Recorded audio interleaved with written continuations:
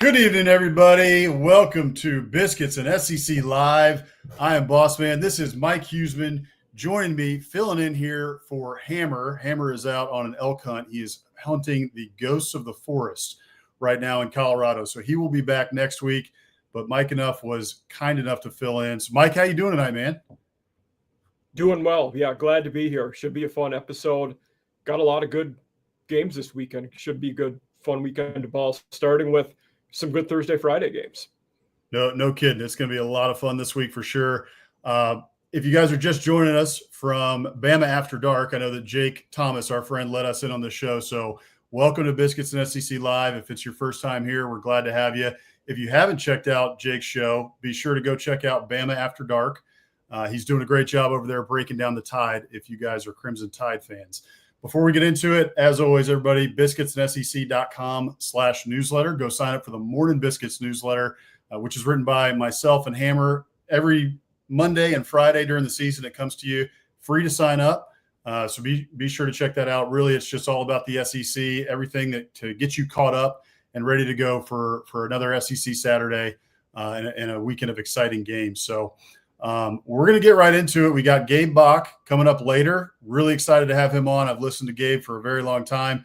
Obviously here being an Aggie, listened to TexAgs Radio for a long time and have listened to Gabe for a long time as well. He's doing a lot now with a real estate business at Bock Realty Group and also has another podcast as well that he does with Billy Lucci now called Easton Bock TexAgs, which is a fantastic name. What a great name. That's a fantastic name. Absolutely nailed it. So going to be a lot of fun to have him on. We'll also have his son on, Easton Bock. Easton is an aspiring sportscaster, wants to walk in dad's footsteps. So it'll be exciting to have him on and give him a chance to talk about some of these games coming up this weekend, which are great. But before we get into the games for week 5, we got to talk a little bit about week 4. And there was a ton of interesting stuff that happened in week 4, and we'll get to as many of these games as we can before we got to bring Gabe on. So we're just going to run through them here. Mike and I will go back and forth, but I think we need to start in Oklahoma, talking a little bit about Oklahoma and Auburn, how that game went. It was a fascinating game. There was a lot of issues, at least on the side of officiating. In my opinion, I think Auburn got completely screwed in that game. But at the end of the day, wins the win. Oklahoma gets the win. They play well enough to get the win. And the only problem is, though, may have been a bit of a Pyrrhic victory because we got John Mateer, who's potentially now out for a month with the hand injury. So give me some of your thoughts on this game, Mike, and kind of where Oklahoma goes from here with John Mateer out now for the foreseeable future. Their margin for winning certainly becomes smaller, but they didn't win that game because of John Mateer. They did it because their pass rush was unbelievable. Yeah. Now, Auburn's pass D was atrocious. The two go hand in hand, but you have 13 sacks in an SEC game, you're almost always going to win that. And they really got after it on defense. And not only were they good at pass rushing, it tells me big picture and reinforces something we knew. Venables, now as the D coordinator, really knows how to game plan for everybody. And nobody's going to catch them, I think, and you're not going to surprise them with things they're not prepared for. Now, their run game was not good. We've said it a few times this year against Michigan. It wasn't good. Then it was good against Temple. You go against Auburn, and John Mateer was their leading rusher. We had 29 yards only on the ground. So they have to get better at that. With him out, Michael Hawkins was the starter last year. He'll be the guy now. At least you have a veteran who has played before, but Mateer was one of the prohibitive favorites in the Heisman up to this point, and he really looked the part both running and throwing the ball. 8 or 9 games in a row, he had a running and a throwing touchdown. Only the third time I think somebody done that. He's a loss. He would be for anybody. Yeah, without a doubt. And it'll be interesting to see what Michael Hawkins has, right? I mean, we saw him last year and looked decent at times, but for the most part, looked like he was in over his head. If he looked that good, they wouldn't have went to the portal and got one of the best guys out there. Exactly. That's right. So Tough loss for Oklahoma. They do have a bye this week, right? And they've got a couple. I think they've got one game maybe before they have Texas. Let's see. There's their schedule right here. They have a bye. Then they have Kent State, probably the worst or one of the worst FBS teams. Yeah, Kent State. We've got to update our schedules here. We haven't had a chance to, but we will get to that soon. But yeah, I mean, you can see it there. Kent State and then Texas. So Texas looks like they probably are going to get OU without John Mateer. We'll see how quickly he can get back. One thing I took from this game was with Auburn, this team, even with all the faults, all the issues that they had, you were in this game up until the end, and you had a shot. And this Oklahoma team is very good. With John Mateer, this is obviously a top 10 team, potentially a college football playoff team. And so I think Auburn can stick toe-to-toe with anybody in the country right now, which I don't think you could have said that about this team a year ago. So even there, it's at least somewhat of an upgrade with Jackson Arnold at QB. Still have some issues throwing the ball down the field. I mean, they're still not utilizing the weapons on the outside with Eric Singleton and with Cam Coleman at the clip that you want, right? I mean, those guys are unbelievable, especially Cam Coleman. Cam Coleman's a top 5 wide receiver in college football. Yeah. And you could argue he's the best wide receiver in college football. So their D-line's pretty good too. Like on the defensive side of the ball, they're doing some things well. Definitely. I mean, we'll talk about this game later with Gabe Bock and Easton, but I do wonder with Auburn, like you said, they're now competitive with the top teams. Are they going to be able to turn those into wins, or are they going to be like Florida was a couple years ago, Nebraska against Scott Frost, where you're always in these games, but you don't win these games? I worry about that with this team because their deficiencies will be taken advantage of. If you can't throw the ball and protect the QB, you're not going to win many games. That's right. I need to find the stat again, but I saw somebody put it up that Hugh Freeze was like I've got it right here. So Hugh Freeze in one-score games is 2-7 at Auburn, 22%. So to your point, right, Auburn in these games, they're going to have to figure out how to win these close games, and Hugh Freeze to date has really not been able to do that so far. And in year 3 at a school like that with those expectations, almost and being competitive doesn't cut it anymore. You got to win these games. No, that's exactly right. No. So, all right, let's move on to our next game here. Speaking of, quarterback play, this guy has been playing absolutely out of his mind. Trinidad Chambliss for Ole Miss has been incredible. So through 2 weeks, the 2 starts that he's had, 330 yards per game passing, 68. He's had 3 starts. Excuse me, because he started against Arkansas, Tulane, right, and then the Cupcake, I believe, right?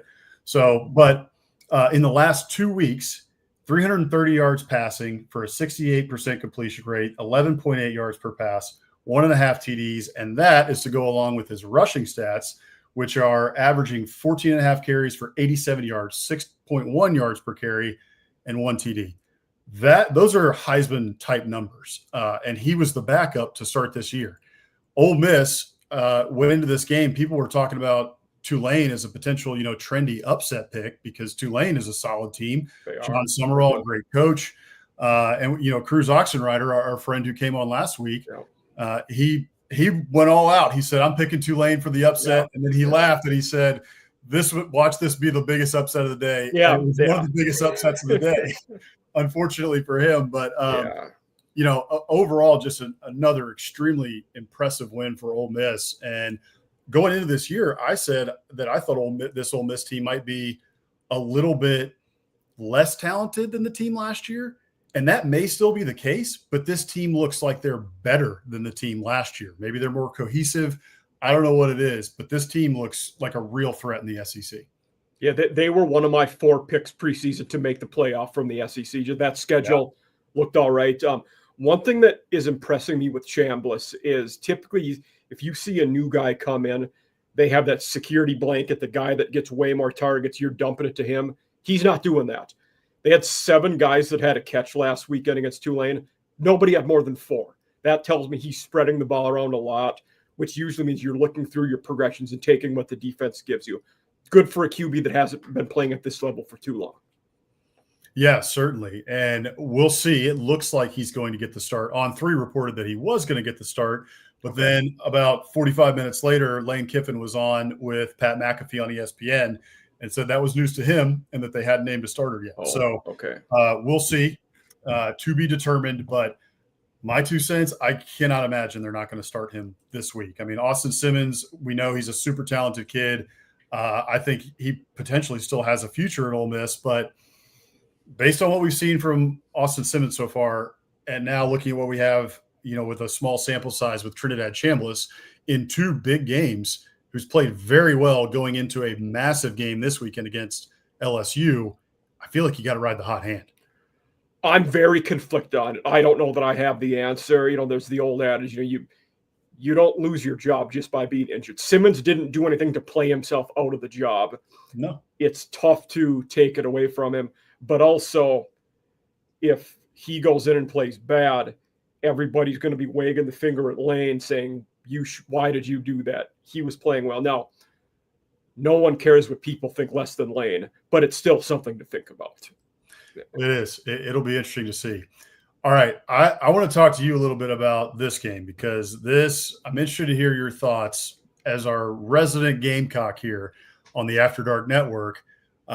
Missouri gets a win. They don't cover, but they get a win 29-20 over South Carolina.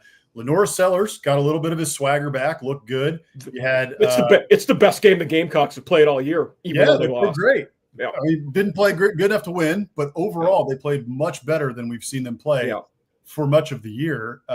Ventrevious Jacobs, 7 catches, 128 yards, 18.3 yards per catch, had a touchdown. Sellers protected the ball, 2 touchdowns, 302 yards passing. So, I mean, good game for the Gamecocks, but they still come up short. And I think that's really because Missouri is just a dadgum good team. Bo Prabula plays a good game again. Ahmad Hardy, an absolute stud of a running back. He's leading the SEC in rushing by over 200 yards right now. So what's your take on this game? What do you take away from it, for both teams? The result didn't shock me. Even going back to the summer, when you circle the games and, on several shows I talked about, this was the game that worried me the most about setting the table for the season. The Gamecocks have only won once at Mizzou in over a decade. It's not a place they've played well at. And this Mizzou team, and has been a staple under Drinkwitz, they find ways to beat you in multiple ways. They're not like they're going to run the ball. They're going to throw it. They're basically going to target where you're bad at, and that's how they're going to gut you.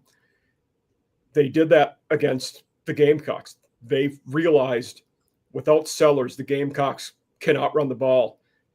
They stopped that, and they had negative rushing yards for the game. It was an atrocious running performance. And this Missouri team, I think whatever Drink is doing, I didn't give him enough credit for this fact that I'm about to say up until this year. They know exactly who they are and what their identity is. I think they're very comfortable with this is how we do things. This is what, how we're going to prepare for every game. And everybody knows their role and what they're doing. They're very stable, it seems like, at this point. And you got to give them credit for that. It's impressive, especially with everything that they lost. I mean, you lose Theo Weiss, you lose Luther Burden, you lose Brady Cook, who for 2 years was, gritty and won you 20 games over 2 years. And then you come in this year, you're 4-0 again. You brought a kid out of the portal. By the way, just an aside here, Bo Prabula has to be just ecstatic that he made the decision to leave Penn State because, again, Drew Aller is not looking very hot at Penn State. I mean, Penn State is 3-0. They've got a huge game coming up this weekend, but yet again, I think that's more the system than him, though. Like, if you reverse the roles, I think we'd be saying James Franklin is where all coordinators go to die. He's had lots of top ones that have just failed there because I think they're so risk averse to not let the QBs do things. Yeah, that's what it seems like. Versus the opposite, where Drink will let you take shots. Yeah, and one guy you didn't mention, they lost Armand Membu, the left tackle, who was the 7th pick in the draft. Stud lineman too, and they've done well up front. You don't run for that many yards in 4 games without having a good O-line behind you. No, what Drink has done in Columbia is certainly impressive. And we've said it multiple times on this show. We said in the preseason, I said it going into this year, I think I picked Mizzou to go 9-3 because at this point I'm just like, I got to trust Drink. He just keeps showing me over and over again that even if you're replacing all this, it doesn't matter. He's just going to plug it in and we're going to go and we're going to beat you. We're in an interesting scenario now where the 11th game of the year, Missouri against Oklahoma, pending Oklahoma can handle the Mateer injury, that game could be for a playoff spot, potentially, because both these teams are going to be at 9 or 10 wins probably. I think you're right. And that's what I'm impressed with. I do think Missouri has a real shot at a playoff spot. Bo Pribula, to this point, is playing like one of the best quarterbacks in the SEC, which means you're playing like one of the best quarterbacks in the country. And so if they have good quarterback play and they can continue to, just do what they're doing, Ahmad Hardy continues to run like he is, the offensive line continues to handle people, they got a shot. Hardy's this year's Dylan Sampson, I think, where you're just a step above every other running back in the conference. Yeah. So far, anyway. That's what it seems like. Let's talk a little bit here about a team that is not playing as hot as the Missouri Tigers. Is it the Florida Gators? That would be the Florida Gators. Yes. My gosh, it has been absolutely rough in Gainesville. Most people, they were kind of a trendy pick to go 8-4, maybe push for a playoff spot in the preseason. And it seems like the wheels have come off the wagon. It's just, it's terrible, frankly, in Florida right now. DJ Lagway had 61 total yards passing. The offense had 141 yards total in this game. The defense, yet again, kept Florida in the game. This game was it was 13-7 early in the fourth, or 13-7 early in the fourth quarter. Florida got the ball twice. They had the ball on offense twice with the chance to go down and take the lead and could do nothing either time. They turned it over on downs once, and then I think they went 3 and out on the next drive. And then after that, they completely ran out of steam. So what we talk about this every week now.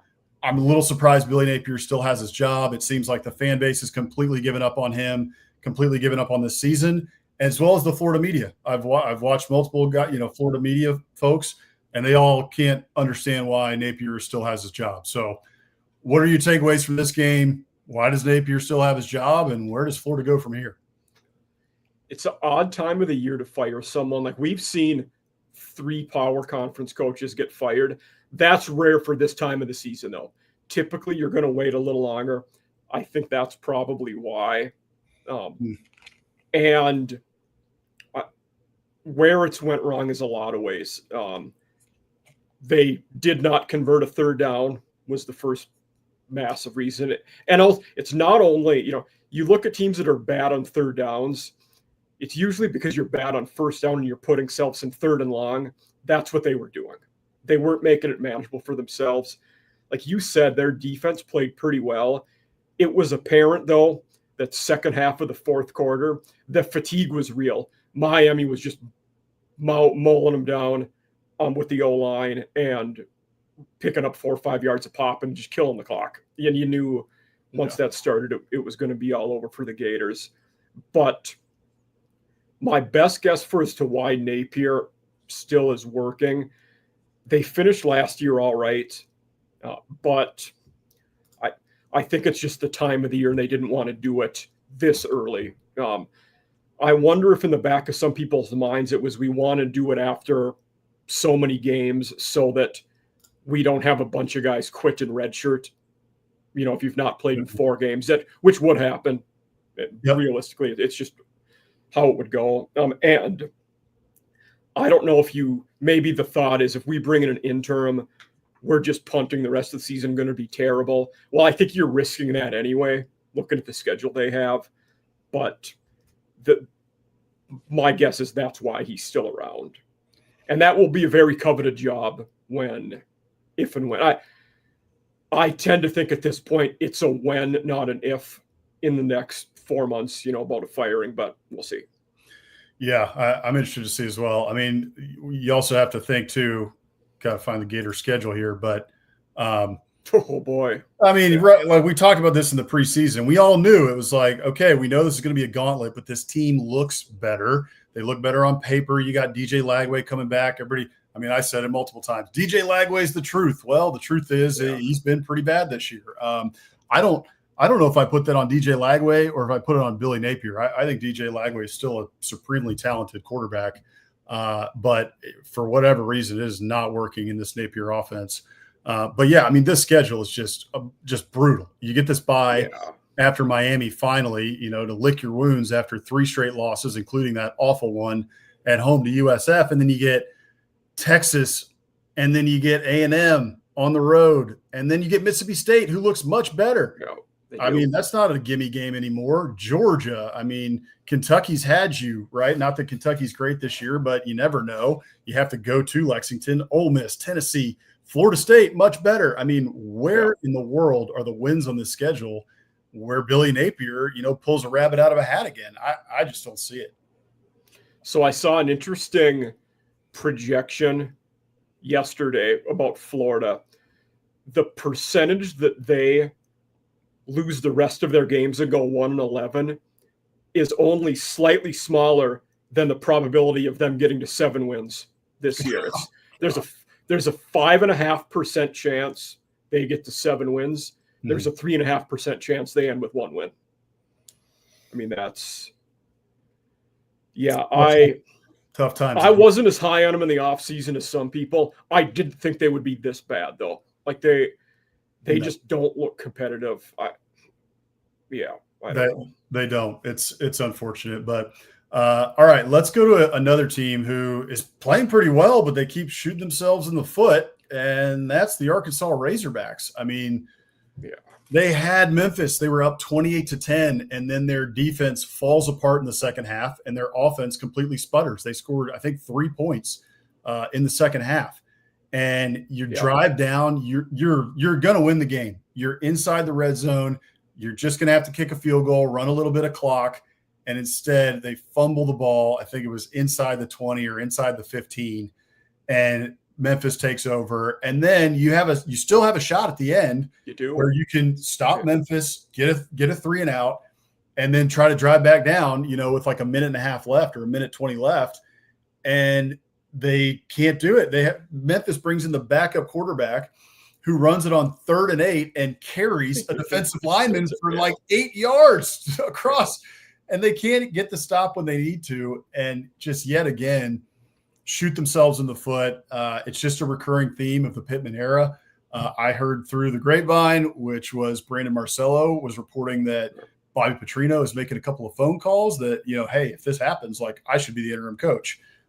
Surprise that happens. I mean, he's the logical choice though too. He is. Yeah, sure. Yeah. I don't even know if he needs to lobby, but that's just Bobby Petrino.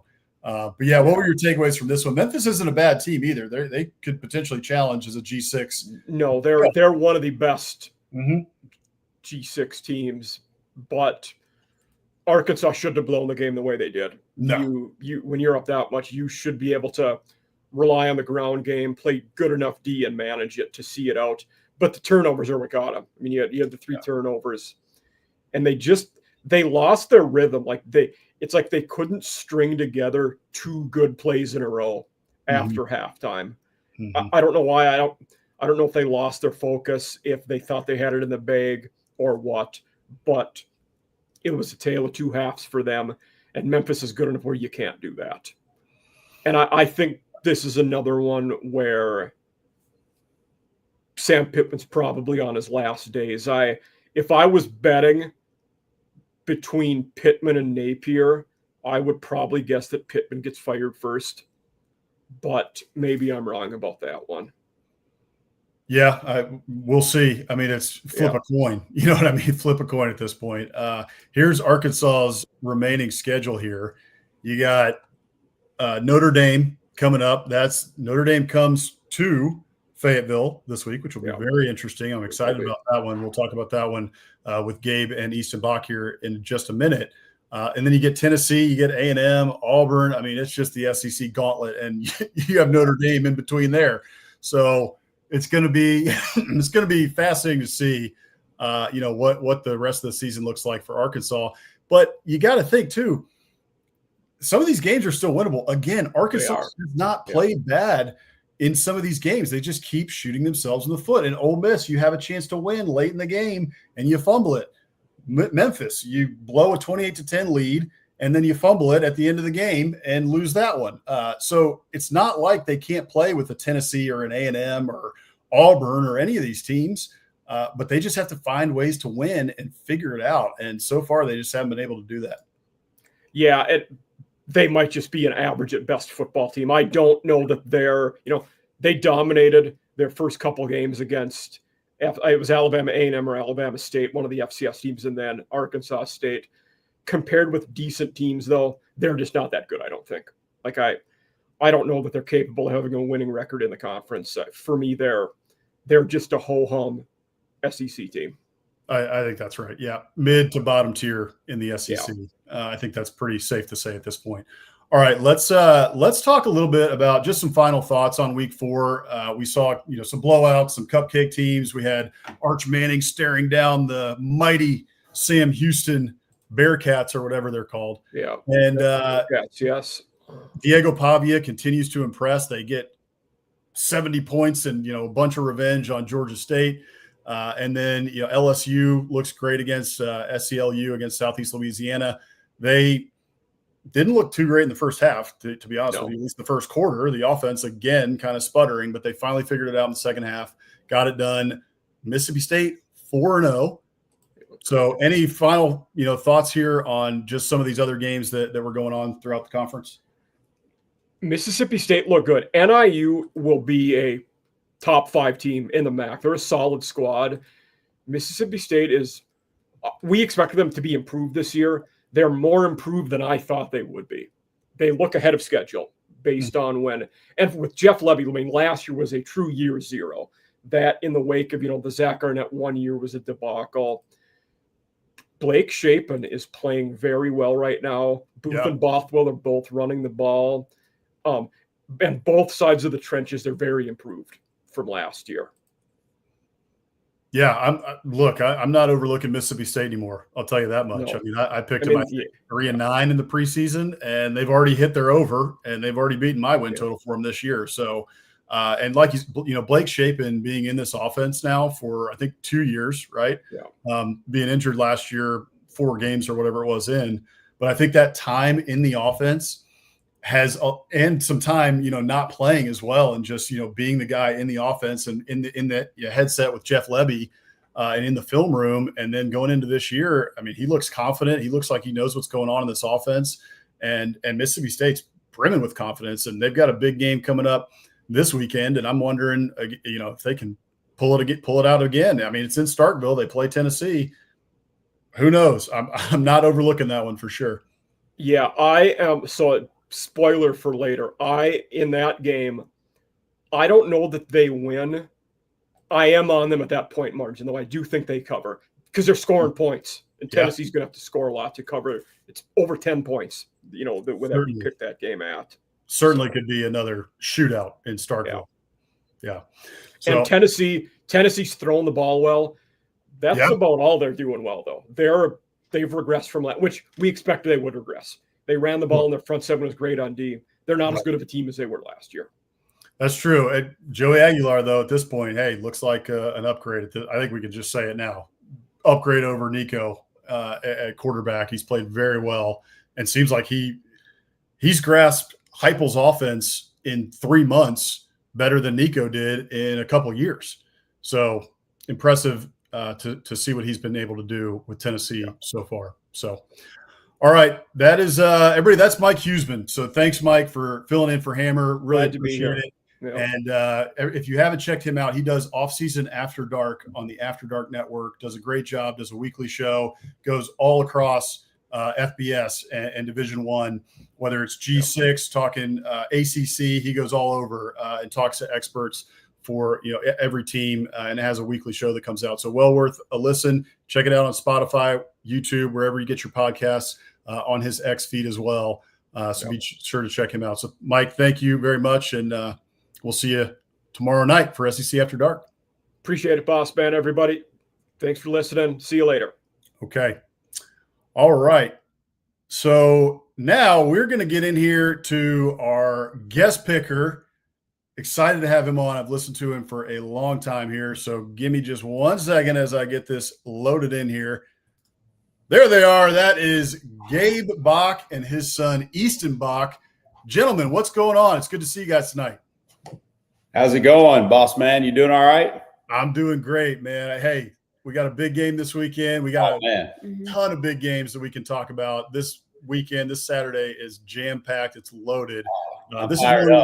It's one where you just sit on the couch, from game day all the way until like midnight, just watching football. Man, I can't wait to be at Kyle Field, but I was looking at that schedule and like, golly, if A&M were – I do love when A&M plays early, wins, and then you can just watch everything else. Like that 11 o'clock sometimes is really fun in some ways. Sometimes you just worry about us starting because we don't get home until 1:30 after midnight yell. But when you start good and you win, and you get all day.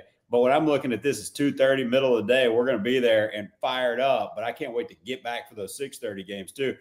Guest pick. I told Easton he's going to be a guest picker. We just need a Corso head at the end, Darn right. We got last, but we need a Corso head in honor of the late LC. I mean, poor Reveille here, but maybe you could have done an eye patch for Reveille. Maybe that's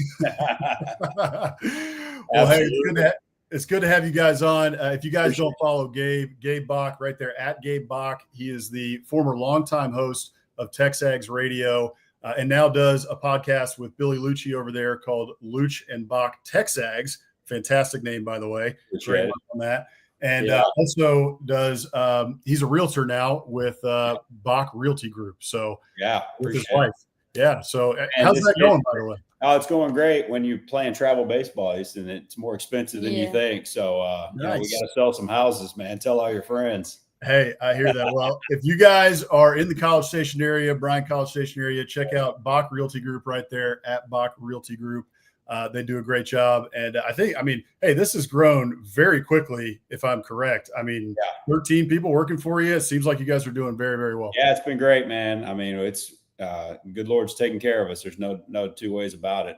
We just try really hard, and we've been able to really grow our agent base. And we've been really blessed to be the number one in sales volume the last 2 years in our market and two-time Aggie 100. So it's been great. But I think this kid would rather be a broadcaster or a pro sports general manager than a real estate agent. Yeah. Hey, I get that, man. Not a problem with that. So tell me what's going on with you, Easton. It's good to have you on tonight, man. How's travel baseball going? And tell us what else is going on. Travel baseball's going good. We had a tournament last weekend. We played some of my friends that are on a different team. A couple of them left for that team. We beat them 13-5. So that's good. He took a 70-mile-an-hour pitch right off the spine while he was hitting, and then it was in the middle of his pitching. So he had to go back on the mound after that and grind out and close out that win. So it was a pretty cool moment to see him battle through some adversity there and come out on top. So hey, man, got the grit. That's an Aggie if I've ever heard one. That's right. I like that. Right, buddy. Yeah, good man. I used to play a little bit of travel ball myself, and back in the day, I was very serious about it. I still had these trophies until about 5 years ago. But I was we played travel t-ball when I was like 6 years old. Up to Bock Wall. We were the Yellow Jackets. Oh, there you go. I'm from Denison, so I'm all about that. There you go. There you go. Man, now that's when you might have a problem when you're playing tournament t-ball. We did have a problem, and I blame my dad. But truthfully, I loved it, so I can't even blame him too much about it. So, well, everything that goes wrong, he blames me anyway, so it makes sense. That's just how it goes with father-son. That's right. All right, guys. Well, let's get into some football here. Before we do, check this out. This is the picker standings for all the pickers we've had so far. Rivers Huey. She's been so far the queen of this thing. 4-2 record. She did a great job. Cruz Oxenrider was on with us last week. He's our Alabama meme king. He does a great job over on X. He was 3-3, and then Daily Joy, LSU grad and the founder of SEC Pretty, great hat company. If you guys haven't seen it, go check it out. Very cool. She went 2-4, and then you guys. We'll see what you guys get this week, but it's gonna be fun. So. Before we get into picks, though, I do want to hear from both of you just a little bit about, hey, I know I'm an Aggie too, but I wanted to hear your guys' thoughts on the pulse of the A&M fan base and just the A&M season so far, and then we'll move into our picks. Oh, I tell you, you couldn't be more fired up, right, Easton? I mean, what especially what you do going on the road and taking care of Notre Dame, which I think kind of buys you another win. or it buys you a loss, right? In terms of the playoff picture, trying to get in that tournament. I mean, it's kind of, we talk about it a lot with A&M basketball. Just get in the stinking tournament. Anything can happen. Well, we've never been in the tournament. We've missed it a couple times by a whisker in 2020, but that Notre Dame game showed a lot to me. What did you think? I mean, we have Mario Craver out there just balling out. Yeah. And then Casey Concepcion, if you can just give him the ball, because their best corner is going to be guarding Mario, just because that's what he's done. Casey, he's going to be insane against Auburn. The Notre Dame game, though, it was very nice to see Le'Veon Moss get 3 touchdowns after coming off the torn ACL. Certainly. I like the Marcel Reed passing. I don't really care that he had a 40% completion. He was very clutch at the end. I mean, I think we have a great shot at making the playoffs. I mean, we're ranked above Texas. That's all I care about right now. The thing is, you just got to keep doing it. Yeah. I mean, the win just buys you a little more pressure, a little more expectations, and the opportunity to just keep winning. That's what Notre Dame did. It's the opportunity to here's the next one. Like, it's a meat grinder, right? And there's the next one. Like you said earlier before we came on, State's better than we thought. And, Florida, they're not good. They're going to fire him probably before this game. If not, if they don't fire him before, hopefully right after it in terms of the way we play. But their defense is so good. I can see that going in the fourth quarter. It's a 13-10 game, and you're like, oh, shoot, here we go, right? So it is an absolute meat grinder in this league, but winning that Notre Dame game gives you so much momentum. You get 2 weeks to rest. Le'Veon Moss off 20 carries coming off that knee injury is a big deal. That shows you, A, he can handle it, but B, it's great to get 2 weeks off after that. And Marcel's been a little bit banged up. And we'll see if Scooby can play. All right, he's been a little bit banged up, right? He got banged up in that game. So you're going to need him in a game like this where you'll be dialing up some stuff, and he's one of your best blitzers. And sideline to sideline guy. You're going to need help on some of these guys like Singleton when you just get it out to him and let him go. He's kind of like Anais. He's a short little guy that he's got a ton of shake. And he kind of scares me because I think we're going to be so predicated on slowing down number 8, who's probably going to be a multi-year Pro Bowler, Yeah. A big deal.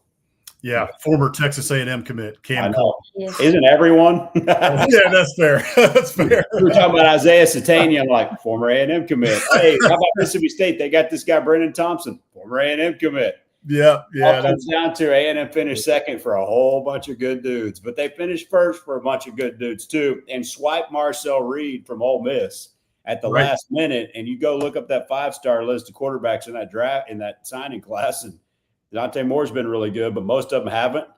Most of them haven't lived up. And Marcel Reed looks like every bit as good as anybody in that class.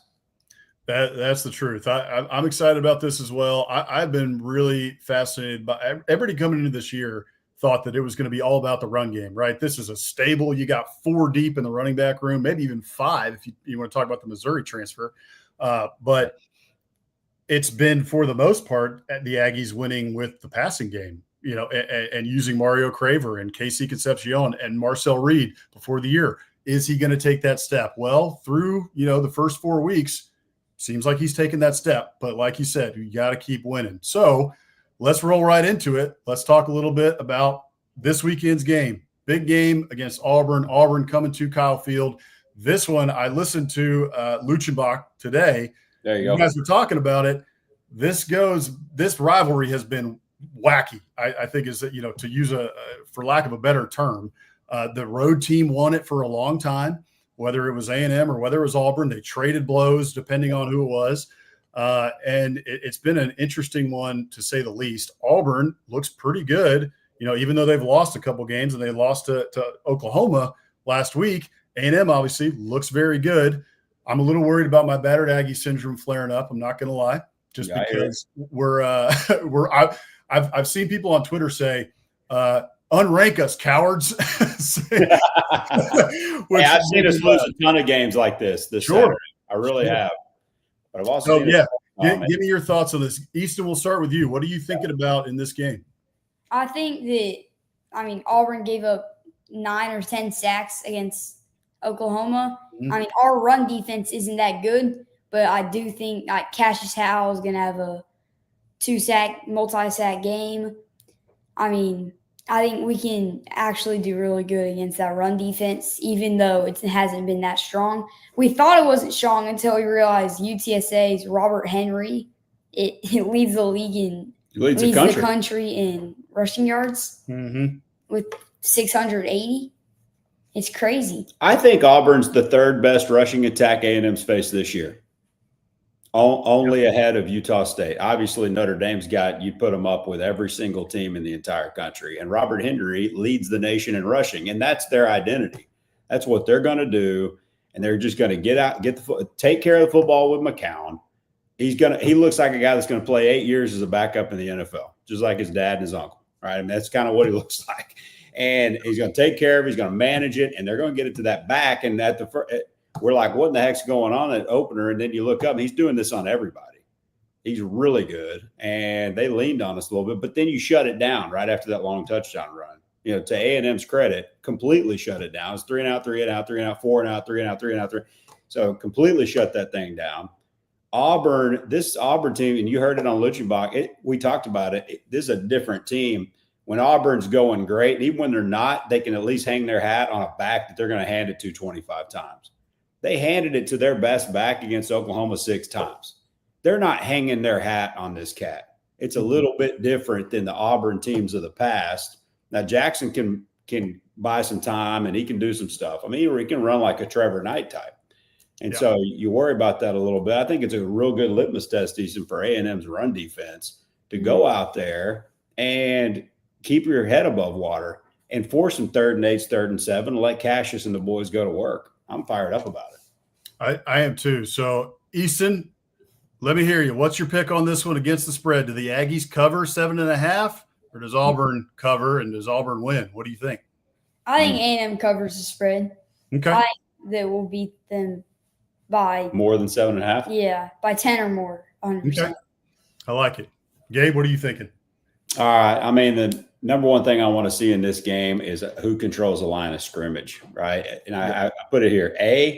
Is A&M able to set up 3rd and longs? You know, OU was able to do that, and we're getting to Jackson Arnold. B, when A&M's got the ball, can Reed and Moss run the ball effectively against a really good run defense? They are very good run defense. By the numbers, they're first, averaging, allowing just 58 rushing yards per game. Now I go back to, you can't run it. They shut down Bryson Washington, but that's all Baylor has in the run game. I like Moss every bit as much as Washington, if not more. And A&M's got a stable, and they've got a running quarterback. You know, Baylor's identity isn't necessarily give it to, that he has to do it, because Sawyer Robertson can pass you to victory. He can throw you to a win. Mm-hmm. Whereas, A&M's it's a huge part of our identity.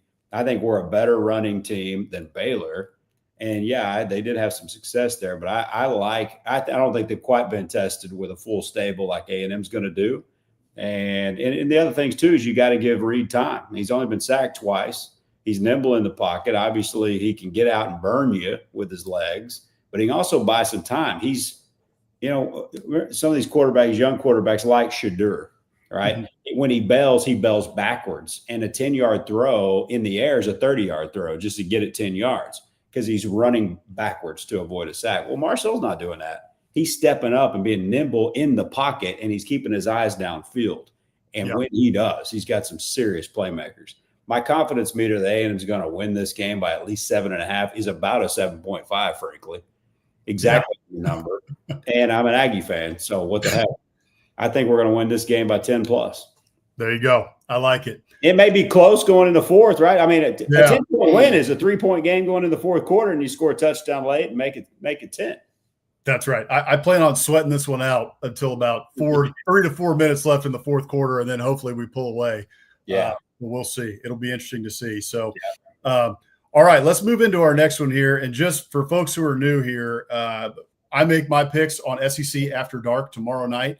So we always just do the guest pickers. They make their picks tonight, and then we'll make our picks against the spread tomorrow night on SEC After Dark. And y'all can catch that at 9 Eastern, 8 Central. So be sure to tune in to that tomorrow night. But a team that the Aggies, 2 teams the Aggies get to play this year, Arkansas and Notre Dame, already vanquished Notre Dame, get Arkansas a little bit later in the year. The Hogs have played well. We talked about this earlier in the show with Mike Huesmann. Hogs have played well so far, but they keep shooting themselves in the foot. Notre Dame today, I think Notre Dame's a very good team. We saw that in South Bend, but we're lucky enough to get the win there. But Notre Dame, I think, is much better than their number 22 ranking. So talk to me a little bit about what you guys are seeing in this game. Easton, we'll start with you. Tell us what you're thinking about in this game and tell us what your pick is. I mean, Arkansas hasn't been playing as well as we thought they would coming into the season. And, well, neither is Notre Dame. But I think that Notre Dame will cover the spread, and because they can run the ball like crazy. And that's all you need to do to win by more than 7.5. It's 3.5, isn't it? Well, so we're picking the spreads that came out at the start. Oh, initially. Initially, yeah. So okay. I'm doing that to line it up because we pick with the spreads that came out initially at 7.5. It is now at 3.5. So a lot of money has been put on the Hogs. Which is fascinating. It is. So you're just thinking Notre Dame still covers that? I think Notre Dame covered it. Okay. I'm going to go with Easton here. I do think Notre Dame is obviously much better than 1 and 2. This A&M win, A&M's gotten a lot of cachet off that win, right? Which is great. And I think it's only going to get better because I don't see Notre Dame losing again. That game against Maiyava and USC is a little tricky. I don't think Pitt's as good as some people like Reese Davis thought they'd be. He picked him as a playoff team. You go lose in the brawl. But which can happen in a rivalry. I get it. But the Nard dog, I don't think's quite got it this year. And to go into South Bend, I think that game's in Notre Dame, if I'm not mistaken. But I know USC is. Yes. I'm sorry. Yes, that game. Yes. Right. 10-2, I think, is what Notre Dame finishes at. Mm-hmm. And then the committee's going to have a decision to make because all hell's going to break loose in the last 2 weeks. Yep. And so that is going to make A&M's win look so much nicer. The pit man is definitely on his way out. Petrino's working the back channels. What did I say on the Luchenbach? The minute Petrino opens up as interim head coach against the Aggies in his first game, Vietnam, that's going to be free neck brace night. There is no question. Free admission for anyone wearing a neck brace. And only in this sport, Easton didn't even know, only in this sport, the guy who was your head coach who got fired for dating his own staffer while married and wrecking his motorcycle and wearing a neck brace to the press conference in shambles his entire career. Not too much long after. Remember, it feels like a snap of a finger when that happened. Yeah. It was in the SEC, right? Snap of a finger when that happened. And all of a sudden, that dude is your OC again in the same location and is this close to getting an opportunity to be the head coach at Arkansas again, which is wild. But I don't see Arkansas. It might be a little tight because this is last gasp effort for Sam, who's I feel like been on last gasp for a long time, kind of life support there. But I think Notre Dame wins that. Give me the Irish. Yeah, I won't make my pick yet, but I like where your guys' head's at, especially after watching Memphis last week in the second half against that Arkansas defense. They ran all over them. So that's right. It'll be interesting to watch there in Fayetteville this weekend. So, all right, let's get into our next one here. Next one we got up, and we'll save the best 3 for last because, again, we talked about earlier, God, this Saturday is loaded. This is going to be a fun one too. Kind of a little bit of the undercard here, but still going to be a fun game. Mississippi State looking much better. Tennessee, top 15. I think Tennessee might be potentially even better than their top 15 ranking. Joey Aguilar has been electric so far. He's played much better in this offense than we saw from Nico Yamalieva a year ago. And with Nico, that Tennessee team was 10-2 and made the playoff. So what are you guys looking at in this game? Are you thinking Mississippi State can pull it off again like they did against Arizona State? Or where's your head at? Easton, start us off. Well, I think Mississippi State, I think that Tennessee doesn't cover the spread. I think they won't lose by over 10 points. Okay. Mississippi State, I think they have a chance to beat Tennessee, but after seeing how good they play against Georgia, their defense wasn't that good, but they were electric on offense. They started off 21-7 against Georgia. So if they have the capability to beat Georgia, I think that they'll beat Mississippi State, but I don't think that they'll cover the spread. Okay. Yeah, I'm with you. That trade worked out better for Tennessee, way better for Tennessee than UCLA. Obviously, people forget that A&M made a trade: Kyler Murray for Trevor Knight and Christian Daimler.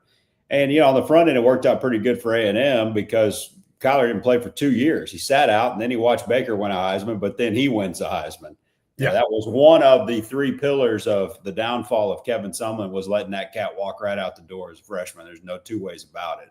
That was the beginning of the end. And then 16 happened with all the blowouts, and then Knight gets hurt. And then 17 happened in LA. And at that point, it was absolutely game over. Mm-hmm. But the lack of true leadership as a man at the head coach of that, we can rant on that for days. We'll do a whole other show on that with you in the offseason. The point is, though, this was a great trade for Heupel, who's proven with Joe Milton and Ended Hooker. The list goes on. This dude can absolutely develop a quarterback now. There's no doubt. But I think Levy, and you said it earlier before we came on, shocked that they're good. I think they're pretty good. They're at least dangerous. And I saw Michael Van Buren thinking he was their future, and he volunteers to go be Nussmeier's backup at LSU. I'm like, they're going to stink again. And their best player has to be Craver. I'm thinking in my head, because look how awesome this guy is. And they're sitting there 4-0, and they're hanging their hat on the pass game without Van Buren and without Craver, which is fascinating. Levy, remember, he was the OC under Kiffin, upstate, so I think it's going to be closer. I got a sneaky feeling this thing's going to be close, really close. Cowbell country going nuts, but Tennessee wins. But I'm going to take the points all day at 10.5. Shoot, I think it's been bet down to 7.5.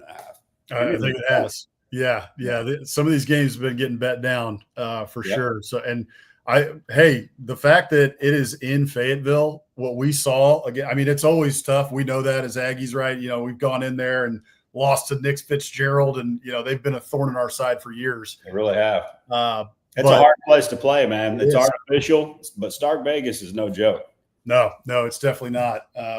Okay, I like those picks. I think that's good. It's going to be a tough environment in Fayetteville for sure. I think he and I are the same right now.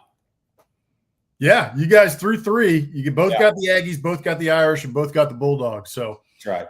All right, let's see where you guys differ here, because now it gets real. We got 3 big games here to talk about. We got one to start us off, Ole Miss and LSU. LSU travels to Ole Miss. This line has stayed pretty steady since it's open at 1.5. And it's pretty interesting to see. I know that Ole Miss is the home team here, but a top 5 team typically is the one that gets the line and is the one that's favored. Not favored in this game, and I think that's probably because of what we've seen from LSU over the past couple of weeks. Their offense has been pretty anemic. Brian Kelly's in that press conference yelling about it a couple of weeks ago, even though they get the win. So I'm really interested to see how this one turns out.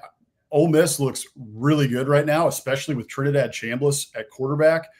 If he starts, which it's up in the air if he does, On3 reported that he was going to start, but then Kiffin was on Pat McAfee's show just a little bit later, about 45 minutes to an hour later, and said, well, we haven't made that decision yet, so that's news to me.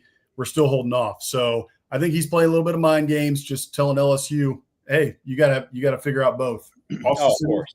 Or Trinidad Chambliss. So what are you guys looking at in this game? It's going to be a fascinating one there at Ole Miss. I think Ole Miss covers the spread. I think Ole Miss does beat LSU by a touchdown or more. LSU hasn't looked promising because they had that one win against Clemson. Everyone thought, man, this team's really good, until we saw Clemson. They lost to LSU, Syracuse, and Georgia Tech. Should have lost to Troy. They were down big. Yeah, and they were down, like you said, down a lot against Troy. So that win is starting to not look very good. I don't think that they should be top 5. Ole Miss has looked very promising. I think they will stay at home, beat LSU by more than a touchdown, and I think they'll go top 10. I do think that they will cover the spread on this one. Look, I agree. I think Ole Miss is the more complete team. Look what they did with Jake Retzlaff, who came from BYU to Tulane, and you can make a case Tulane and South Florida are the best 2 group of 5 teams fighting for that 12th spot in the college football playoff going into Oxford, and they wasted that team. And they did it on defense, too. It was the Trinidad Chambliss show. I get it. He was unbelievable. The kid from Ferris State. the Fighting Buellers, and you transfer up to Oxford, and all of a sudden it's like this guy waiting for his turn. I never even heard of him. And all of a sudden Austin Simmons was banged up, and this guy's coming out. I'm like, I have no earthly idea who this kid is. Never heard about him. Look, I'm just a fan and a real estate agent. Like, I'm not following this like we were before. I had literally never heard of this kid. He's just balling. And I know it's a Trinidad Chambliss show, but they also held Retzlaff to like 53, 54, 58 yards passing. Completely shut him down. He was 0 for 9 to start the game. By the time he completed a pass, the ball game was over. Completely, totally over. Meanwhile, LSU cannot run the ball. They can't block for Nussmeier. He still holds the ball too long. He's still an NFL coach's son who's going to probably be a backup in the NFL. This is not a throw you to win type of – I don't think he's fantastic. I think he's way overhyped. All right? I really do. Everybody's been waiting for him. He's an old guy. We've been waiting for Nussmeier for a long time. And I just think they've got some serious issues on the offense side of the ball. Their defense is awesome. If anybody's going to shut down Ole Miss and all those bombs they're hitting right now, they lead the SEC in big plays, passing plays. It's going to be LSU. So it could be a little tighter, but the spread's tight. The grow's going to be going crazy, totally crazy. And I think Ole Miss wins this game, and I definitely think they cover the spread. Okay. Basically on a pick 'em here. Both you guys going with the Rebs. Staying. Same picks all the way through so far. I know it. I'm really fascinated to watch this one. Gabe, you mentioned it. The LSU defense finally looks like the LSU defenses of old. Blake Baker, that defensive coordinator, he's in year 2. He's finally getting this thing going. He got a bunch of good guys out of the transfer portal. Tulane looks incredible. I mean, this defense is definitely salty. The Weeks brothers look great. They're figuring out how to use – he's finally figuring out how to use Perkins. Also, former A&M commit. Stick with the thing. Yeah. Like, why'd you have to bring him up? Thank you, Tyler Santucci. Although his career has recovered since he left A&M. Yeah, he's with the Ravens, I think. Yeah, he's doing great. So good for him. All right, next one here. Big game here. Alabama heading to Georgia. A little bit weird to see a number 17 next to the Alabama logo there. Pretty wild. But Georgia is a 3.5-point favorite right now. You got to go 2 between the hedges. Alabama, out of the gate, it looked like I proclaimed the dynasty dead. I still think that's probably the case, really, because I don't think anybody was going to – it didn't matter who the coach was. They're not going to live up to what Nick Saban did. But Alabama's still a solid team. They've got a lot of talent on that roster. It looks like Ty Simpson is starting to figure things out there at Alabama, played very well over the course of the past few weeks. But then on the other side, Georgia, their defense gave up a lot of points to Tennessee, but you had Gunnar Stockton, who people weren't as high on in the preseason, but myself and Hammer, my brother, who's my co-host typically, we were higher on him. We watched him play in the playoff. We watched him beat Texas in the SEC championship game. And he has so far lived up to that. That 4th down throw against Tennessee, I just keep replaying in my mind. It was an unbelievable throw, and he went toe-to-toe with that Tennessee offense and came out with a win. So I'm fascinated to watch this game. I'm really excited for it at night on ABC. Easton, what are you looking at in this game? Well, you saw what Georgia did against Tennessee, the 21-7 to start. And if you do that against Alabama, it's going to be more tough to recover than it was against Tennessee, because you can score very easily against Tennessee. Alabama has a better defense than Tennessee does. I think if they do that against Alabama, I think Alabama wins this game. It's going to be a very close one, but I think Georgia covers the spread, and I think they win this game. Okay. It's interesting because this has been the one piece that Kirby, with all that success, has not really been able to overcome Alabama. You think he had it in the bag, and they hold or 2 fumbles, and all of a sudden they're way back 3rd and 18 or something. And he just throws a bomb to Devontae Smith on the last play to beat Georgia for the national championship. Even when Saban did come back and beat Alabama in the SEC championship, they come back and beat them in the playoff. I mean, it has been tough sledding for Kirby against Bama, but there's one big omission, and that's the fact that the greatest coach who's ever lived, maybe in any sport, is not on that sideline for Alabama. And give Kalen DeBoer get credit for testing himself and saying, I'm going to go down there and replace Nick Saban, which is literally impossible. I don't know why he did it. Easton lights you up. He could have been there until they erected a statue for him. Yeah. And I don't know why he did it to himself, but to come down here, this absolute grinder in the SEC and replace Nick, dude's got some stones, right? Oh, but yeah. I tell you what, going into Athens is going to be a tough challenge. Now, Ty Simpson has been throwing darts since that Florida State game. Give him credit. I think he's been fantastic. Gunner's run a lot better than I thought he would, and has really helped their run game too. They've got a lot of weapons. Funny is A&M had a 6'5" receiver transfer over there, and he's got 3 catches all year, I think, if I'm not mistaken. Noah Thomas. Yeah. I mean, they have got a pretty deep receiving core, and obviously they got players on defense. It's not quite recent vintage dogs, but it's good enough to beat Alabama at home. I think Paul Feinbaum and that crew down there is going to be going bonkers after this one. Give me the Dogs to cover that spread. Okay. Yeah, I like that. I think those are good picks. We're right on, dude. Yeah, man.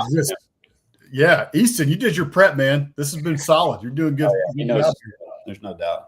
All right, so let's get into our final game here, and then I got one question for you guys before we get out of here. But Oregon and Penn State, that is going to be a massive game. Penn State ahead of this year, a lot of people's pick to win the national title.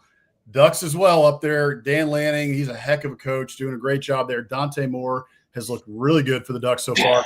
Neither of these teams, though, really has played anybody of note. So I can't say that we really know a whole lot about these teams. Both of them have been blowing people out. The one interesting stat that I saw about this game, Penn State, very good defense here. Oregon, they've got 31 plays over 20 yards. The Penn State defense has allowed just 3 plays over 20 yards this season. So it's going to be, which one, the immovable object, right? Like who is the one who can break through on that? Is it going to be Penn State's defense that is able to bottle up this Oregon attack, or does Oregon break through? So very interested to see how this one goes. Easton, what do you got in this game? What a tough pick, man. I mean, it's so hard because, like you said, they haven't played anyone. Yeah. But the thing is, Penn State didn't really lose that many people to the draft, but only a guy named Tyler Warren, and then the linebacker. Yeah. The linebacker, Abdul Carter, right? Yes. But like in terms of numbers. Yeah. Right. Yeah. Still tons of returning talent. Right. Singleton and Howard. And Oregon lost their quarterback, Dylan Gabriel. Right. A good point. So I think Evan Stewart's been out for the year. Yeah. If they just haven't played anyone, the quarterback's still trying to figure things out, and just to play no one to go to Penn State at Penn State, that's in a whiteout. In a whiteout. That's right. Yep.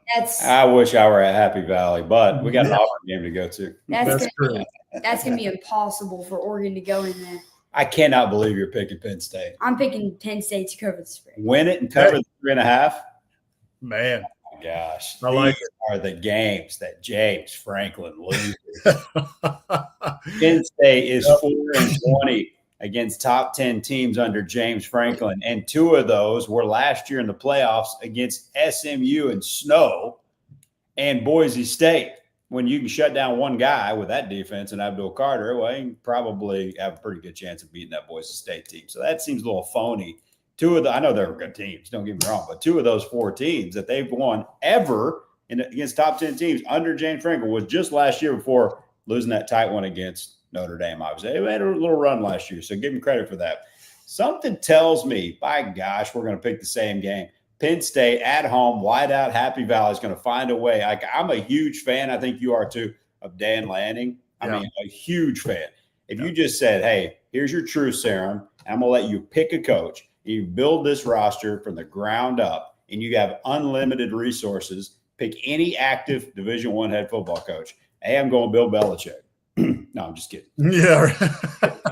I'm going Dan Lanning. Dan Lanning's my pick. If I can pick any coach at any location, if I'm sitting there at Ames and I can pick any coach besides the one they already have, he's pretty freaking good, then I would pick Dan Lanning. But at the same time, that atmosphere, this is a huge test for Dante Moore. Let's see if he rises up and becomes a Heisman candidate, or does he crater a little bit with all the expectations? and he's never experienced anything close to this before. I just had that feeling. Drew Allard, Penn State, they figure out a way to just grind it out. Place is going to be going nuts. It's going to be super tight. This is going to be such a fun game to watch. Zip home after that Auburn game and do what it takes to watch all 4 quarters of this. You know, if you need one of those scooters to help you fight through traffic, park further away so you can get home quick. Do it, because this is going to be such a fun game. I'm with Easton on all 6 picks. We did not prep this. I mean, we did not intend on picking the same games. I don't think. He didn't even tell me his picks. Okay. Penn State covers it at home. Okay. Yeah, I like that. Yeah, it's going to be this weekend, this Saturday is what the quad box was invented for. You're going to have to, you know, you got Alabama and Georgia on at night. You got this game on at night. It's just you got to have all 4 going, man, because it's going to be fun, and you can't miss a down of any of them. No, you can't. You're exactly right. I'll tell you what. I do not want to pick the same thing for all 6 games. I want to have a game where he's rooting for one team and I'm rooting for the other. So I'll change my pick and I'll go Oregon wins this game against Penn State. I love it, Easton. See, you know, look at this picture behind me. When a snowstorm comes, a cow or a coward runs away from the storm. But when a buffalo knows the storms are coming, like Easton Bock, he's going straight through the storm. Look at that. That's right. Ancient Straight into it, the man. 11th hour, going straight in the storm and picking the Ducks to come out on top on the road as a slight underdog. And those Ducks are going into a storm, man. A whiteout in Penn State is no joke. Dan's going to have them ready, though. There's nobody that prepares this team better, nobody that recruits better, nobody more organized. Huge fan of Dan Lanning. Same here. I'm with you. So, all right, that was a lot of fun. I got one final question for you guys before we get out of here. Obviously, here we're Biscuits and SEC. We love the cuisine of the South. We love biscuits, obviously. I want to know, is there a biscuit spot in College Station that you guys love? I'm all for it. And I'm in Austin here. I get back to College Station whenever. So I'm looking for recommendations here a little bit for myself, but I'm interested to hear your thoughts. I mean, I got mine. You have yours? You want me to go? You go first. I mean, so just today I went to Broken Egg with Billy. They've got a good biscuit, but locally, because that's more of a chain, started in Mandeville, Louisiana, and then they've kind of gone a little bit all over the South. But locally, there's this place called Stella Southern Cafe. You agree or disagree? You stole mine. You like it? Yeah. Now they do, everything is on a biscuit. So you like their biscuit French toast, right? Biscuit French toast. Yeah. Well, the French toast is a biscuit. Oh, I did not know that. Yeah. See, he's like, something's great about this French toast. It's not toast. It's a biscuit that they toast. Golly, yeah, that sounds incredible. Incredible. You got anything to add on that? I mean, that's what I was going to pick. I thought you were going to pick another place. I was waiting for you to pick someone else. But well, we're in agreement here, father, son. This place, Stella Southern Cafe, the owner is the son of Harvey Washbangers, which they lost it in a fire. They've actually added the burger, which is so popular, to the menu at Stella. The huevos rancheros are really good, but when you get there, they have an SEC, which is all the egg and everything on a biscuit, and it's kind of like in a bowl, and it's so good. But they have what's called the egg cetera. You get your egg, they have incredible bacon, and then that biscuit is just something else, man. I mean, have you not had it? I haven't. I've never been to it. Yeah, this sounds amazing. I'm surprised I haven't heard of it. Don't get confused, because there's Stella Hotel, which also has a restaurant. There's our dog, Stella. And then there is Stella Southern Cafe. You got to go. It's right off Highway 6. So go to the right one, Stella Southern Cafe. Run, don't walk to Stella as a pregame opportunity next time you're in town. You will thank me later, I can guarantee you. Yeah, I'm writing that down right now. That sounds incredible. I'm all in for that. So I'm going to have to get to. So we do a biscuit of the week every week. You can see it down there on the rundown. You're going to have to DM us a picture. Next time you guys go, DM us a picture from that and we'll feature it because that sounds amazing. Got that little sausage gravy going. It's something else, man. Oh, yeah. I love biscuits. Gentlemen, it was great to have you guys on tonight. Thank you so much for coming on. Gabe, it was great to have you. Listen to you, like I said, for a long time. So really cool to have you on the show. Easton, thank you so much for joining us tonight, man. Glad we can have you on. And if you guys have not followed Gabe Bock, please do. You can go down here right there at Gabe Bock. You can check him out on Twitter, on Instagram as well. And then check out the new show that he's doing with Billy Lucci as well, Luch and Bock TexAgs, Luch and Bock TexAgs, which they talk about Texas A&M football weekly. So be sure to go check that out. Gentlemen, Thank you so much for coming on. Yeah, tell your brother hi, man. It's a family affair, so I appreciate you having us both. There you go. Will do. Gig 'em Mags. Hey, beat the hell out of Auburn. Gig 'em. There you go. All right. Okay, everybody. That was Gabe Bock and Easton Bock. That was a lot of fun having them on. As I said, listen to him for a long time on TexAgs Radio and does a great job breaking down Texas A&M football, which he still does on that podcast that I mentioned, Luch and Bock TexAgs. And also go check out his realty group if you're in the Bryan College Station area, or I hear it's great this time of year. Make sure to check them out. Bock Realty Group right there if you guys are looking to buy a home in the Bryan College Station area. So, all right, we got two more quick segments. We got extra football here tonight, baby. There was just a lot to get to. We had Mike Huesmann on earlier, had a really great time with him talking about week 4, what happened in week 4, tons of stuff that we got to. If you missed us early in the show, you can be sure to check out the replay on YouTube, our YouTube channel, just at Biscuits and SEC. And you can check out a bunch of our other videos on there as well, including Jay Busby, the senior writer from Yahoo Sports. His book, Iron in the Blood, has been out for about a month now. Fantastic book on the Iron Bowl. We interviewed him about a month ago for it. So great interview. Go check that out as well.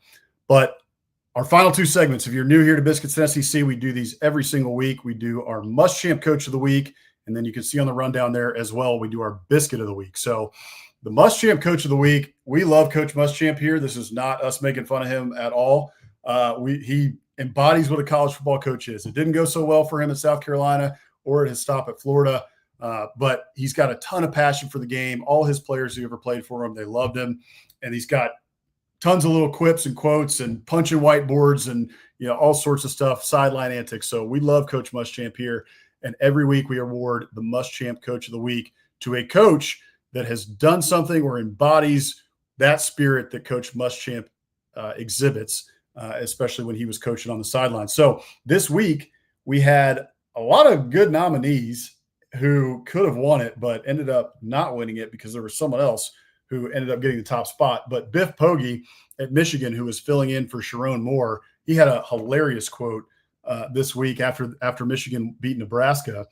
And he said he was going to eat Haagen-Dazs ice cream, have a cigar, and then go to the hospital. So if you haven't seen that clip, you ought to go check it out. That was in the post-game interview.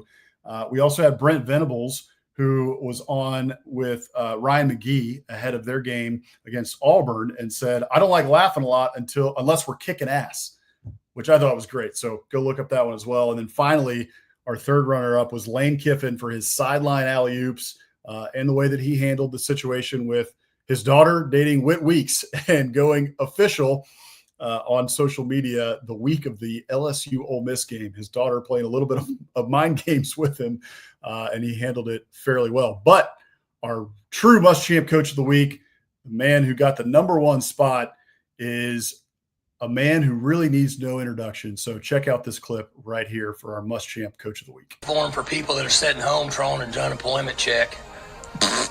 How can you not take the trash out when I told you for 2 years, if you walk by the door and there's a bag of trash, take the trash out? I'm a man. I'm 40. That's my ringtone for everything. Oh, it is? Come after me. I'm a man. I'm 40. Well, that wasn't mine. Yeah. Well, I changed mine last night. I figured if he was going to use my ringtone, then I should certainly use his ringtone. We can be as competitive as anybody in the country on any given day. We want everybody in the country to know, with all due respect, we got a logo too. The sides that you get on Thanksgiving, you don't get any time during the year.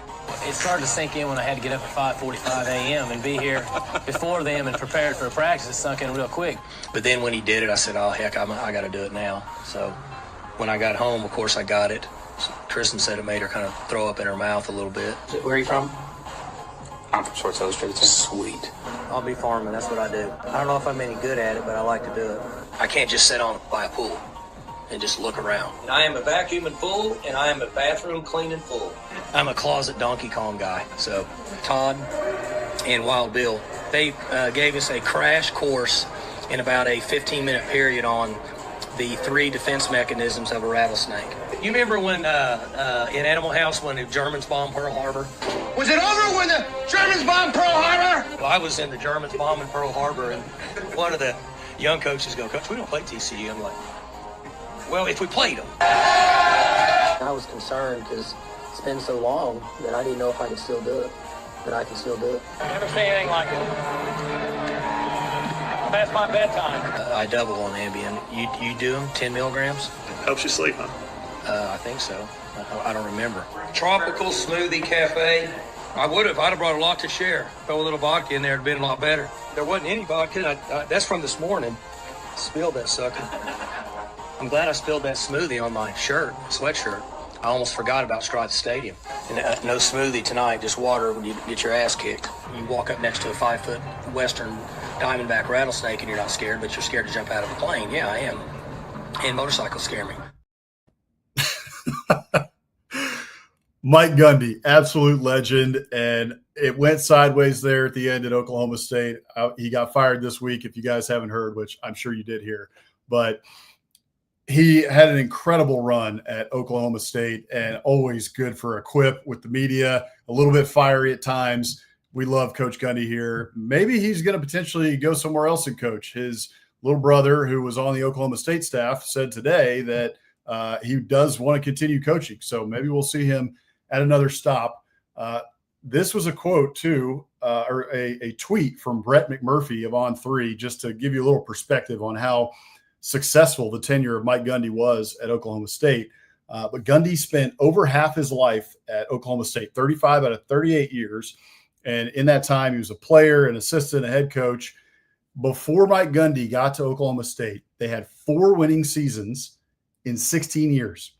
Once Gundy got to Oklahoma State, they had 18 straight winning seasons, which is the 9th longest streak in the NCAA. And Brett McMurphy's quote at the end of his tweet was, "Good ride, Cowboy, good ride." So I agree with that. Mike Gundy had a heck of a ride there. My favorite moment of Mike Gundy while he was at Oklahoma State, it's not the "I'm a man, I'm 40," although it relates to that. It's the Justin Bieber ringtone from about 12, 13 years ago when Justin Bieber had the "I'm a man, I'm 40" on his ringtone, and then Mike Gundy changed his ringtone to Justin Bieber on the ensuing day, which I thought was pretty daggum funny. So there you go. Yep. Rick, agree? Yeah. There was no one else we could give the Muschamp Coach of the Week award this week than to Mike Gundy. Had to be Mike Gundy, even with a bunch of great candidates this week. So congratulations to Mike Gundy. He's got a big trophy case that's full of all kinds of trophies, but I think that he will appreciate this one maybe more than the rest. So we'll be sure to get the certificate in the mail for the Muschamp Coach of the Week to Coach Gundy. So, all right, finally, let's finish off the show with our Biscuit of the Week. And if you guys would like to submit a biscuit, you can always do that. Send us a DM, shoot us an email, contact@biscuitsandSEC.com, and we'd be happy to feature your biscuit, favorite diner in your hometown, favorite diner across the SEC footprint, or it could be homemade as well. We featured homemade biscuits on the show before as well. This week, it is from our main man. You just saw him, Rick Wilmarth, aptly named now Captain Biscuit because he's been a longtime viewer of the show and has sent us in many biscuits before. This week, he was at Cracker Barrel in Madison, Alabama, and he found a biscuit ornament, which I think I need to go buy those in bulk. And we need to get my whole Christmas tree just needs to be all of these biscuit ornaments because those things look awesome. So great find there from Captain Biscuit, Rick Wilmarth. And I'm going to have to visit a Cracker Barrel here soon or go online and find that biscuit ornament. Our mother, Bossman and Hammer, our mother, Ann, she loves Christmas ornaments. And every year she will get us a Christmas ornament, just as something of sentimental value. And so if I can't get my hands on about 600 of these, I'm just going to talk to her and ask her if she can get me maybe at least 5 of these biscuit these biscuit ornaments for my tree this year. So also, if you guys want one of those biscuit ornaments, you better check them out. They're going fast at crackerbarrel.com, or you need to get to your local Cracker Barrel. And I think it's okay to go back now. They changed the logo back, and we all got the old logo back. So I think we're all good to go there. I think it's okay to step foot back into Cracker Barrel. So anyway, that is going to do it for us tonight. We had a fantastic show. That was a lot of fun with Mike Huesmann on earlier, and also having Gabe Bock and his son Easton Bock on talking about the upcoming games this Saturday. It's a packed full slate. Cannot wait to watch all the games this weekend. It's going to be a ton of fun. As always, sign up here for the Biscuits and SEC. Sign up at biscuitsandsec.com/newsletter for the Morning Biscuits newsletter that it comes to you on Mondays and on Fridays, written by myself and by Hammer. Everything you need to know about what's going on in the SEC, injury reports, big storylines, etc., where SEC Nation and College Game Day are going to be. We just get you prepped for the week on Mondays and do a little bit of recap from what happened over the weekend. And then on Fridays, we get you set up and all ready for the weekend ahead and all the big games coming up on Saturday. Free to sign up. So just be sure to go down there, biscuitsandsec.com/newsletter. You can also check us out at biscuitsandsec.com. We got content that's coming out each week up there. You can check out some of my more in-depth thoughts on what happened in week 4 right now at biscuitsandsec.com. So be sure to go check that out. As always, be sure to follow us on social media at Biscuits and SEC, and check us out and subscribe to the channel at Biscuits and SEC. And be sure as well to check out everything going on the After Dark Network. We got Mike Huesmann, who was on with us earlier. He does Offseason After Dark. Typically, that comes out on Tuesdays, and he's all over. He does everything from G6 to the ACC to the SEC, talking all kinds of good stuff over there, and may get you informed on some teams that you may not typically follow. So I would definitely go and give him a follow there at Offseason After Dark. We will be on tomorrow night, SEC After Dark, to make our picks. That is every Thursday at 9 Eastern, 8 Central. You can follow at SEC_after_dark to be sure to check out everything we got going on over there. Jake Thomas let us in tonight. He is Bama After Dark. You can check him out at Bama After Dark too. His show typically comes out on Tuesdays around 6:30 Eastern, 5:30 Central. Sometimes he has to do it on Wednesdays, which is why he let us in tonight. And then you can also check out Corey Burton and Ishmael Troop over on the Regular Guys pod. They talk about football. Ishmael is a high school football coach at the moment, and Corey Burton has been in the game for a long time, was with Rivals, and also does some PA announcing now for his local high school. So be sure to check them out. They talk about everything from football to pop culture to movies and all sorts of stuff. So be sure to check them out at Regular Guys pod. So we are brought to you guys by the Steer Agency. Thank you guys so much for watching. We will see you guys next week. We'll see you tomorrow for SEC After Dark, 9 Eastern, 8 Central, and we'll see you here every Wednesday going forward throughout the season, every Wednesday at 7 Eastern, 6 Central. So that is going to do it for us tonight. Thank you guys so much for watching, and enjoy the games this weekend. It's going to be a lot of fun. See you guys tomorrow night.